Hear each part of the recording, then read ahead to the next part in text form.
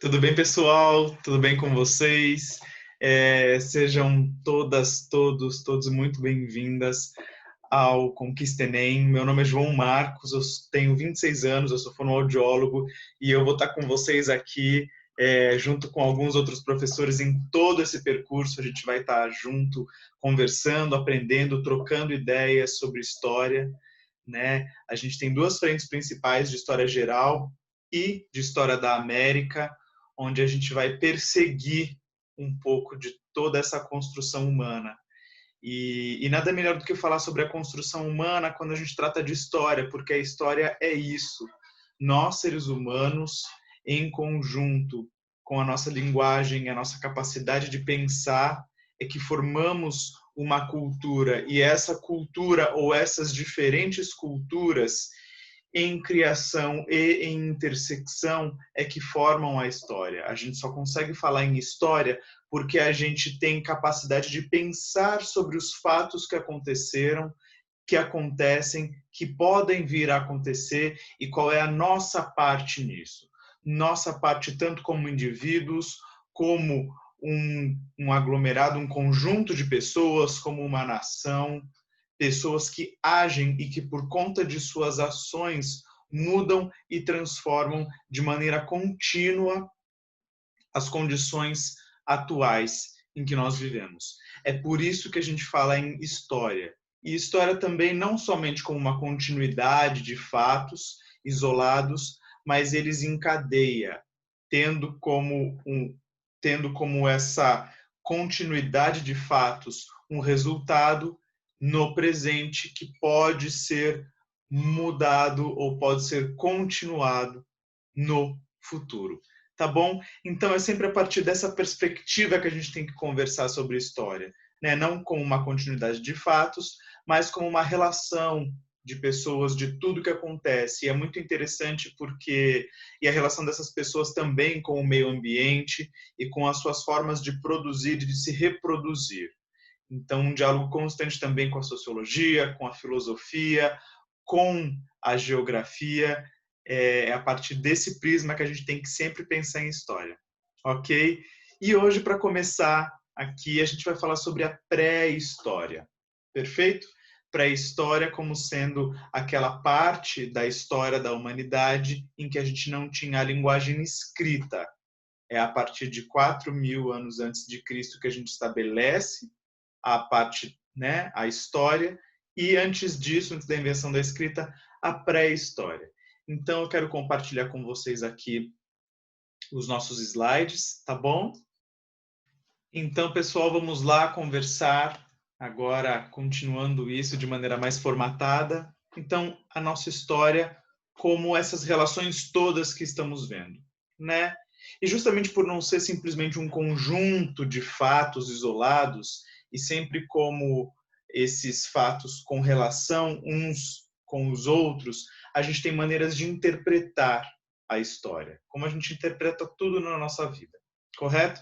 E a maneira que a gente usa nos nossos cursos de história para a faculdade, nos cursinhos, nas escolas, no nossos, sejam online, sejam presenciais, é a maneira positivista de definir a história. O que é essa maneira positivista de definir a história? É a história como sendo uma sucessão ascendente de eventos. Então você vai sempre evoluir. Hoje está melhor que ontem e amanhã vai ser melhor que hoje, ok? Então a gente vem sempre numa ascensão e aí por isso pré-história e história como sendo a história melhor do que a pré-história, porque houve um evento aqui que foi a invenção da linguagem escrita, que nos fez dar um salto evolutivo, um salto qualitativo. Hoje, a história é melhor do que ontem, a pré-história, e amanhã será melhor do que hoje. Perfeito? E também, como sendo o centro dessa definição dessa história positivista, a Europa.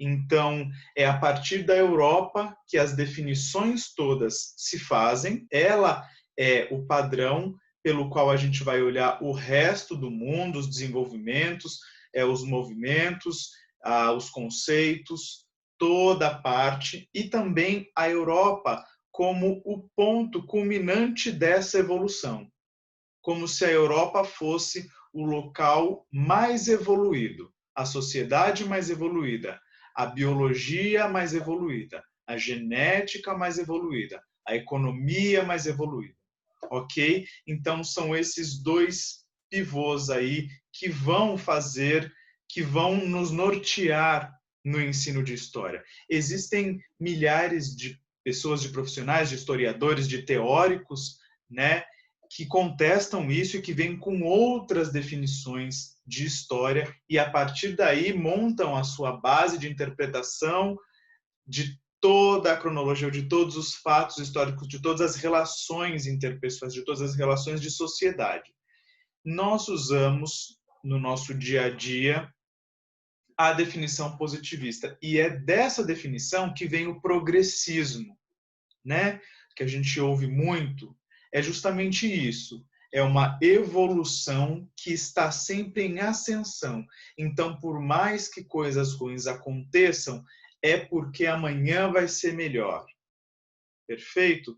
Então, sempre aconteceram coisas ruins, mas ontem estava melhor que anteontem, hoje está melhor que ontem, amanhã vai ser melhor que hoje.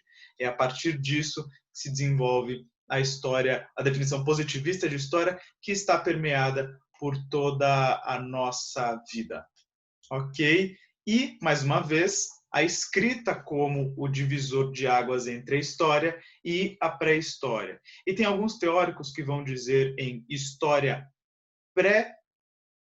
pré-escrita, história pré-literária e história pós-literária, porque, mais uma vez, nesse critério evolutivo, a pré-história é pior, ela é inferior à história. E essas pessoas que vão falar em história pré e pós-literária já vão colocar em xeque a definição positivista. Perfeito?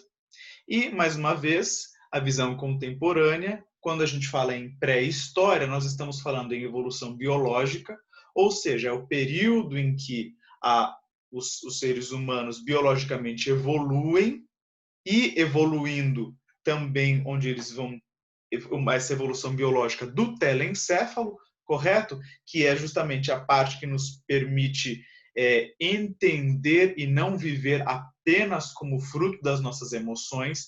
Então, desde a parte occipital aqui no final até a parte pré-motora, motora do córtex e, fundamentalmente, justamente por isso, a parte racional.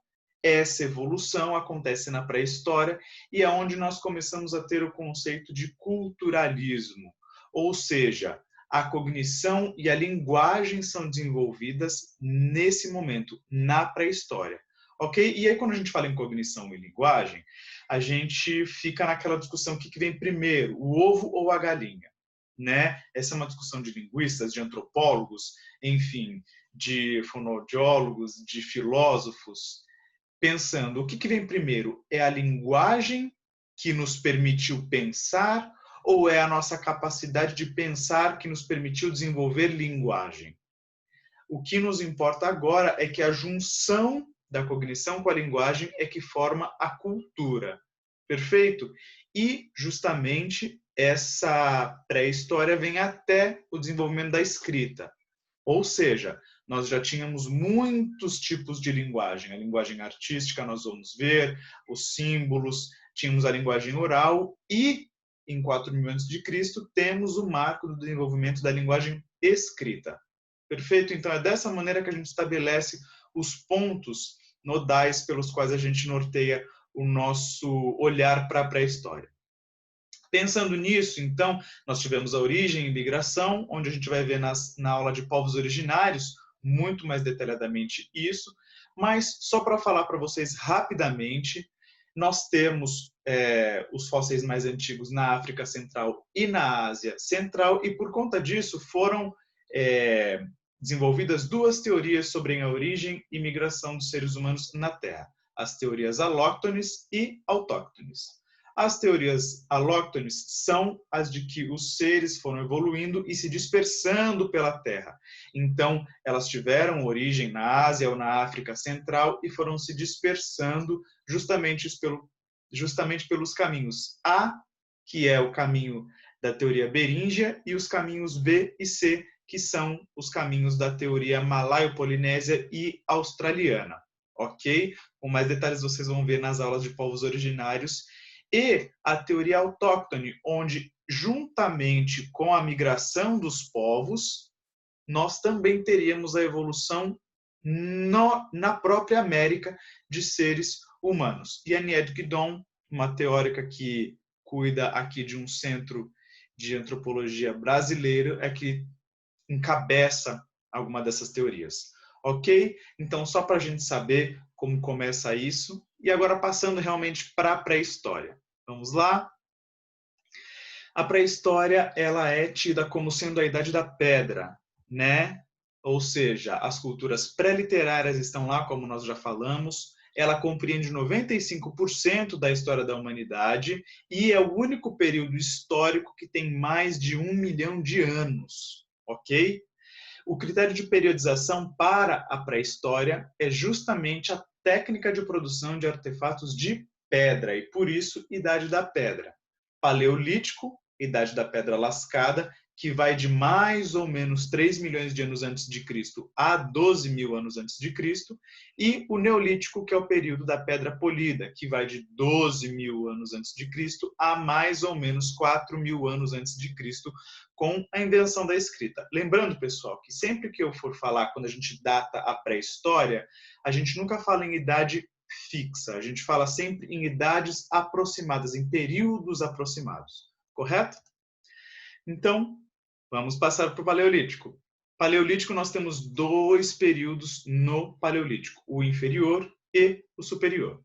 Paleolítico inferior é o maior período da história da humanidade, a maior subdivisão do Paleolítico, ok?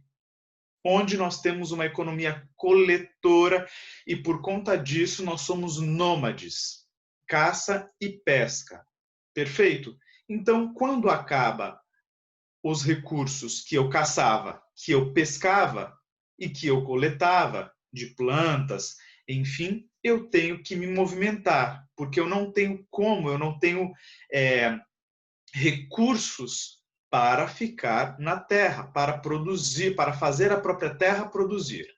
Ok? E também tem muito a ver com as mudanças climáticas. Da mesma forma como nós temos o aquecimento global hoje, nós tivemos eras glaciais no período paleolítico, correto? Inclusive, a teoria beríngia, que nós vimos agora há pouco, é justamente a teoria de que na última glaciação, por conta do gelo que teria unido a Rússia aqui à América, naquele estreito, nós teríamos passado e começado a povoar o continente americano de cima para baixo.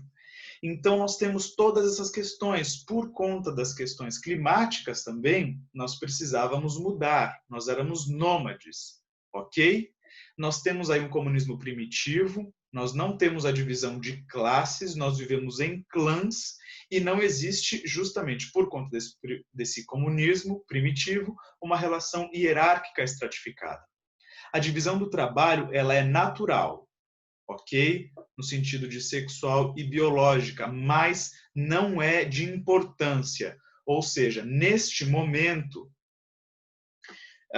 geralmente a gente tende a associar os machos com a caça e as fêmeas com a guarda do local e da manutenção do clã, ok? Mas não existe uma primazia. É melhor, é mais importante, é mais gostoso, é um trabalho, por outro lado, de subserviência, um ou outro. Nessa época não existe, ok? E aí nós ainda não temos a produção do fogo.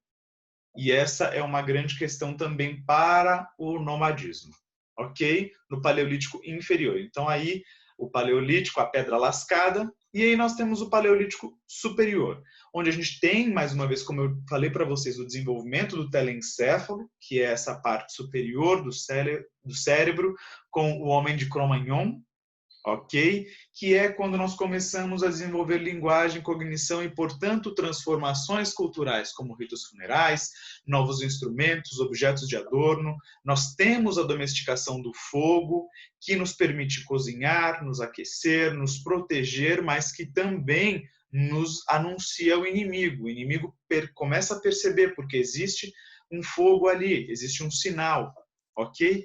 E mais uma vez, a gente tem principalmente documentos de pintura rupestre como sendo uma linguagem desenvolvida, tendo uma relação muitas vezes com magia, mas também com demarcação e com sua própria memória, a sua própria história, ok? E se num primeiro momento a gente pensa que a pintura rupestre ela é, mais uma vez no conceito positivista, inferior à arte que foi sendo desenvolvida posteriormente, se nós começarmos a prestar atenção nelas, e isso os arqueólogos, os historiadores da arte têm dado muito foco a elas hoje em dia, a gente percebe que para a gente desenvolver, eu vou mostrar uma figura aqui para vocês, olha só, para desenvolver isso, esse conjunto de obras, você precisa de uma técnica de execução muito refinada. E você precisa de instrumentos, você precisa de tecnologia também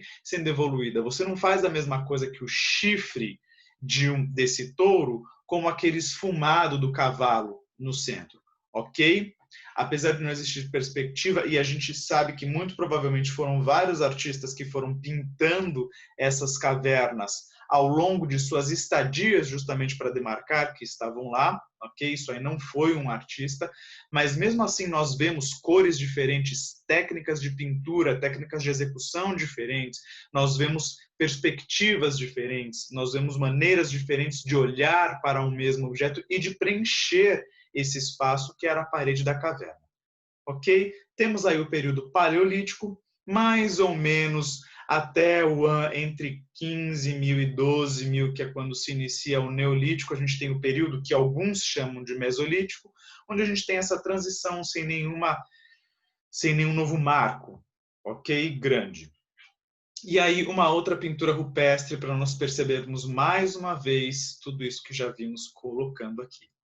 Temos o período Neolítico, então, seguindo do ano 12.000 ao 4.000 a.C., onde nós temos a Revolução Agrícola. Quando nós falamos em Revolução do Neolítico, Revolução Neolítica, nós estamos falando em Revolução Agrícola, que alguns historiadores dizem que é o maior marco de toda a história da raça humana. Por quê? Ele nos permite o sedentarismo, porque eu tenho uma economia produtora de excedentes. Como eu consigo controlar aquilo que eu estou produzindo, eu posso ficar naquele lugar. Eu preciso, né? Já que eu estou produzindo ali, eu preciso ficar ali, eu preciso me estabelecer ali. E justamente por conta dessa economia produtora de alimentos, eu começo a produzir outras coisas também. Uma coisa que é muito importante a gente ter em mente é que a gente não produz as coisas, a gente não faz as coisas simplesmente porque nos deu na cabeça, senão porque nós precisamos daquilo. Ou seja, eu preciso me fixar em algum lugar. Ou eu aprendi como eu produzo alguma coisa. Se eu estou produzindo aqui, eu preciso de tempo para ficar aqui. Então eu preciso me manter aqui. Como é que eu vou me manter aqui? Construindo, desenvolvendo tecnologia para me fixar aqui. Como eu começo a produzir, eu produzo muita coisa. Eu não produzo somente aquilo que eu necessito para comer hoje, os excedentes. Se eu produzo excedente, eu preciso organizar esse excedente. Como é que eu vou organizar esse excedente? Desenvolvendo tecnologia, desenvolvendo celeiro, desenvolvendo recipientes para guardar esses excedentes. Desenvolvimento da cerâmica e dos objetos de cerâmica para guardar os alimentos. Os usos artísticos e outros, eles vêm depois. A sociedade, ela se move para se produzir e se reproduzir. Ok? Nós temos também, junto nessa revolução, a domesticação de animais, a divisão social do trabalho começa a existir, onde alguns trabalhos passam a ser mais importantes do que outros. Geralmente, os trabalhos mais braçais são menos importantes do que os trabalhos intelectuais. E por conta justamente dessa revolução agrícola, onde eu preciso permanecer para dar conta dessa produção, eu tenho a Revolução Urbana por volta de 8.000 anos antes de Cristo, que é onde começam a surgir as primeiras aglomerações, as primeiras cidades. Então, os clãs começam a interagir entre si e eles formam uma cidade, que também vão interagir com outras cidades e formando aglomerações populacionais que se identificam, né? Que aí é que vem a questão do povo, não são só pessoas, mas pessoas que se identificam, formando cidades e cada vez extensões maiores. Também temos o desenvolvimento do tear e da olaria, justamente por conta de tudo isso.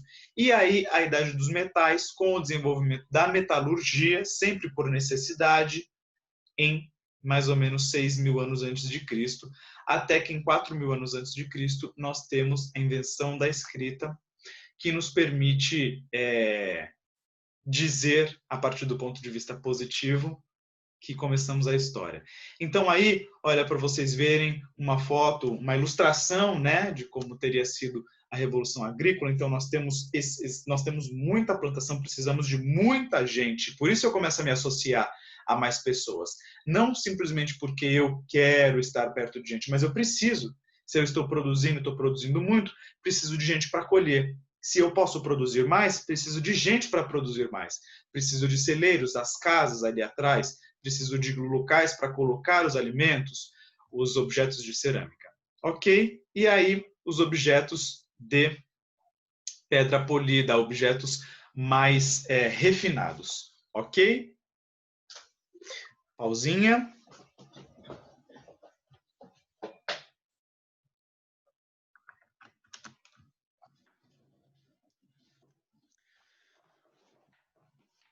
Voltando. Vamos lá. Voltamos aqui, então, os nossos objetos, e é por volta de 4.000 anos antes de Cristo que nós estabelecemos o início do que a gente chama de história, onde a escrita em 4.000 anos antes de Cristo, ela vem para ficar, e é ela que determina que estamos num período histórico, ok? Com a escrita, nós temos o início da dominação propriamente dita. E a utilidade da escrita, lembra que nós nos desenvolvemos sempre por necessidade? Sempre por necessidades materiais de produção e reprodução da sociedade? A utilidade da escrita é para a organização de grandes contingentes humanos. Quando eu começo a me associar a muita gente, não adianta eu falar para você como é que a coisa funciona. Nós precisamos normatizar, nós precisamos acordar. É para isso que vem as leis, é para isso que vem a escrita. Nós vamos trabalhar dessa maneira. Os alimentos devem ser guardados aqui. Nós vamos nos sociabilizar, nós vamos interagir de determinada maneira, nós vamos comercializar de outra maneira. É para isso que vem a escrita. A linguagem artística, poética, ela vem depois, ok? De maneira paralela, sim, mas é um segundo objetivo, porque a principal utilidade da escrita foi para organizar esses grandes contingentes de população humana. Ok? E justamente a partir daí, como eu começo a me associar a mais gente, eu começo a reger essas pessoas, eu começo a me organizar politicamente, sendo que a política, ela é a interação de pessoas umas com as outras de maneira ordenada. Ok? Quando a gente fala em política, só um adendo, a gente não está falando necessariamente em Estado-nação. A gente falou em cidade, né? Nós não estamos falando da maneira como nós nos organizamos no liberalismo, ok? Nós começamos com diversas instituições, diversas maneiras políticas, diversos modos de produção. A sociedade greco-romana não era a mesma que a nossa, helenística, as sociedades orientais, o período do feudalismo até o liberalismo e o modo de produção capitalista, que é o modo pelo qual nós nos encontramos, no qual nós nos encontramos hoje, e a sociedade liberal. Essas coisas vêm mudando, mas são todas organizações políticas que começam a acontecer desde o nascimento da escrita. Ok, pessoal? Vamos só resolver uma questão aqui do Enem para a gente finalizar esse primeiro. Lembrando que o Enem ele não pede conteúdo, ele pede raciocínio, ele pede linguagem. Tranquilo? Então vamos lá. Se nós compararmos a idade do planeta Terra, avaliada em 4,5 bilhões de anos, com uma pessoa de 45 anos, então, quando começaram a florescer os primeiros vegetais, a Terra já teria 42 anos, ok? Ela só conviveu com o homem moderno nas últimas 4 horas, e há cerca de 1 hora viu-o começar a plantar e colher. Perceberam o desenvolvimento todo que a gente fez da nossa aula, paleolítico, neolítico? Há menos de 1 minuto, percebeu o ruído de máquinas e de indústrias. E como denuncia uma ONG de defesa do meio ambiente, foi nesses últimos 60 segundos que se produziu todo lixo do planeta. O texto permite concluir que a agricultura começou a ser praticada há cerca de 365 anos, 460 anos, 900 anos, 10 mil anos ou 460 mil anos. Dá uma pausinha aí no vídeo que quando você voltar eu coloco a resposta. Vamos lá então, pessoal. A resposta é 10 mil anos, ok? Como é que você chega nessa resposta? Como a gente está falando em linguagem, você precisa entender as analogias que ele faz. Então, 4,5 bilhões de anos é igual a 45 anos. E aí eu vou diminuindo isso. Perfeito? Se eu estou falando de agricultura, ó, eu estou falando em começar a plantar e colher. Então, se eu tenho 45 anos da vida de uma pessoa para 4,5 bilhões de anos, eu vou diminuindo. 42 anos são quantos anos aqui de Terra? E aí eu venho aqui onde ele fala que nas últimas 4 horas, então eu vou diminuindo. 45 anos, 1 ano, 1 mês, 1 dia, até chegar nas horas, para eu saber que 4 horas aqui da vida de uma pessoa significam 10 mil anos na vida da Terra. Ok, pessoal? Então, muito obrigado por me acompanharem até aqui. Nós nos vemos nas próximas aulas. Bons estudos, tanto de história quanto de todas as outras matérias que a gente for desenvolver aqui. Vamos conquistar o Enem junto. Até mais!